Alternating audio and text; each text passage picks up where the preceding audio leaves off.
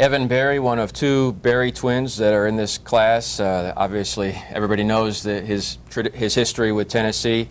Guy that has been listed as cornerback, receiver, athlete. Where do you think he'll end up? I think he wants to get his first look on offense, and I think, because of that, maybe more likely a slot receiver, maybe someone who could be used in a Pig Howard type role. Both he and his brother Elliott, a linebacker, have really good speed, and were among the fastest guys in the state of Georgia in the 100 meters, both timed around 4.4 in the 40-yard dash. So good speed that it's going to help wherever they play, but I think maybe in the long term, not hard to envision him maybe shifting to the secondary, playing cornerback, or even possibly safety like his brother Eric did at Tennessee.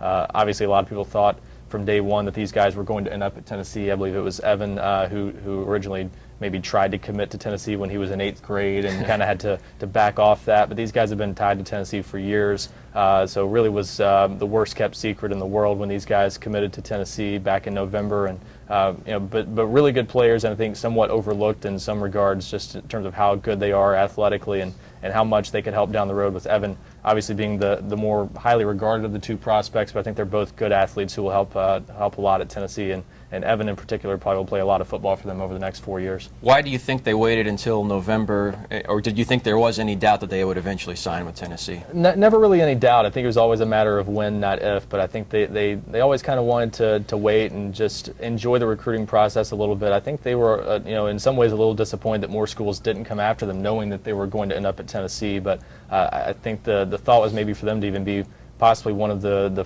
final, or two of the final commitments in this class, maybe wait until December or January was the thought at one point, and they decided to do it in November. But either way, I think it was always assumed and pretty likely that they were going to end up at Tennessee, and sure enough, they committed to Tennessee and have been pretty solid ever since.